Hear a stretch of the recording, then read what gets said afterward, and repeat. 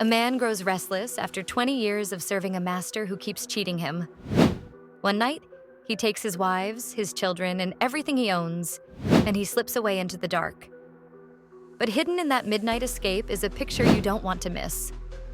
Jacob had spent 20 years in Laban's household, working first for Leah and Rachel, then for flocks and wealth. But tension grew. Laban's sons accused Jacob of stealing their father's wealth, and Jacob noticed Laban's attitude shifting.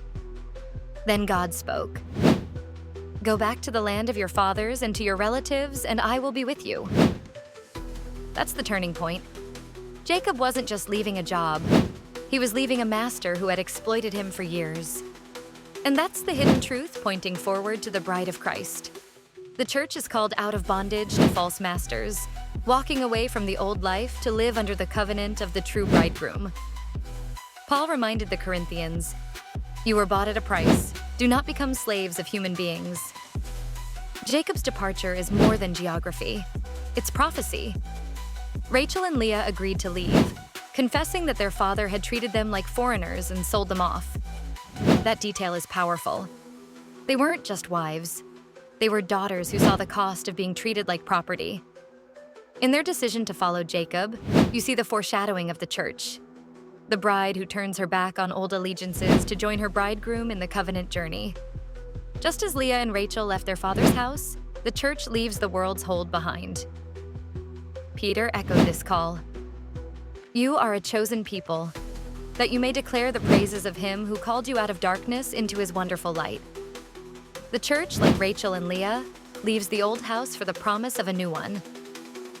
But the story adds a strange twist. Rachel stole her father's household idols.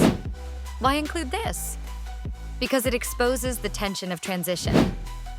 Even as the bride is called out, she sometimes carries old attachments. Rachel still clung to the symbols of her father's world, hiding them under her saddle. Yet God still went with them. This is both warning and comfort. The church is not perfect in her leaving. She sometimes drags along the idols of culture, tradition, or fear. But the covenant doesn't collapse because of her weakness. God calls her out, cleanses her, and claims her. Paul put it this way: Christ loved the church and gave himself up for her to make her holy, cleansing her by the washing with water through the word. Laban pursued Jacob, furious over the escape, but God warned him in a dream not to harm Jacob. In the confrontation, Jacob laid out his case.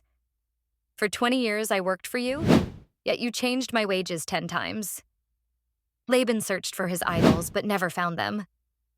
Finally, they set up a covenant marker, a stone heap, as a witness between them. That closing moment points forward to the church again. The bride of Christ is marked by covenant, not by idols.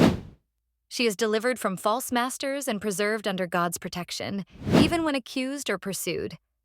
What began in secrecy ended in covenant promise, because the bride's destiny is secured not by running faster, but by God's presence with her. So Genesis 31 isn't just a messy family feud.